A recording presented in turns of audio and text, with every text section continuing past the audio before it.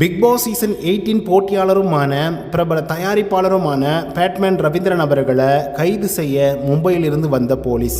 இதற்கான காரணம் என்ன? மோசடி அப்படிங்கிற ஒரு கேஸு பேட்மேன் ரவீந்திரன் அவர்கள் மீது பாஞ்சிருக்கு அப்படின்னே சொல்லலாம். பேட்மேன் பற்றி உங்களுக்கு நல்லா தெரிஞ்சிருக்கும். இவர் பிக் பாஸை பற்றி கொடுக்கக்கூடிய ரிவ்யூஸ்க்கு ஏகப்பட்ட ஃபேன்ஸ் ஃபாலோயிங்ஸ் எல்லாம் வந்துருந்துட்டுருக்கு.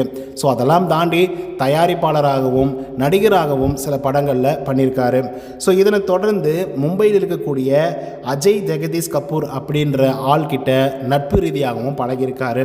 ஸோ அவருக்கு ஏகப்பட்ட ஐடியாஸ் கொடுத்துருக்காரு எப்படி பணம் பண்ணணும் அப்படின்னு சொல்லி. அதில் சொன்ன ஐடியா தான் பங்குச்சந்தையில் நீங்கள் முதலீடு பண்ணீங்க அப்படின்னா அதிகப்படியான லாபம் கிடைக்கும், அதுவும் குறிப்பாக எங்ககிட்ட அந்த பணத்தை கொடுங்க, நாங்கள் அதிகப்படியான லாபம் தரோம் அப்படிங்கிற மாதிரி இவர் 5.24 கோடி ரூபாவை அவர்கிட்ட இருந்து வாங்கியிருக்காரு.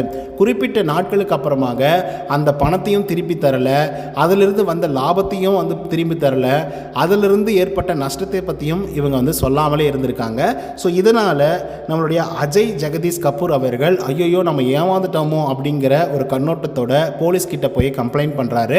ஸோ இதுக்கு உடந்தையாக இருந்தது யாரெல்லாம் அப்படின்னு பார்த்தீங்கன்னா, கேரளாவை சேர்ந்த ரோகன் மேனன், கிண்டி மணிகண்டன், ஹரிபாண்டி இவங்களுடையெல்லாம் சேர்ந்துக்கிட்டு நம்ம பேட்மேனும் சேர்ந்து இந்த மோசடியில் ஈடுபட்டார் அப்படிங்கிற மாதிரி கேஸ் ஃபைல் பண்ணியிருக்காங்க. ஸோ இதனை தொடர்ந்து மும்பை போலீஸ் தனிப்படை அமைச்சு பெங்களூரில் ரோகன் மேனன் அவர்களை கைது பண்ணியிருக்காங்க நேற்றைக்கு. ஸோ அப்படியே சென்னையில் பேட்மேன் அவர்களையும் கைது பண்ணலாம் அப்படின்ற மாதிரி வந்திருக்காங்க. பட் பேட்மேனுடைய உடல்நிலை சரியில்லாத காரணத்தினால அவரை கைது பண்ணாமல் 22ஆம் தேதி நீங்கள் கோர்ட்டில் ஆஜராகணும் அப்படிங்கிற மாதிரி மும்பை போலீஸ் சம்மனும் பிறப்பிச்சிருக்காங்க. ஸோ இதனை தொடர்ந்து பார்த்திங்கன்னா இந்த கிண்டி மணிகண்டன், ஹரிபாண்டி அப்படின்றவங்களையும் கைது பண்ணியிருக்காங்க. ஸோ இந்த பேட்மேன் அவர்களுக்கு சம்மன் கொடுக்கப்பட்டிருக்கு. ஸோ இந்த கேஸில் என்ன மாதிரியான நிலவரங்கள் நடக்க போகுது அப்படிங்கிறத நம்ம பொறுத்திருந்தான் பார்க்கணும். பேட்மேன் அவர்கள்கிட்ட இல்லாத பணமா, எதுக்காக இந்த மாதிரிலாம் பண்ணணும் அப்படிங்கிற மாதிரி பல கேள்விகள் இப்போதைக்கு சோசியல் மீடியாக்களில் கிளம்பிட்டு இருக்கு அப்படின்னு சொல்லலாம். பட் பேட்மேன் அந்த 5.24 கோடி என்ன பண்ணார் அப்படின்னா பங்குச்சந்தையில் போட்டிருக்காரு.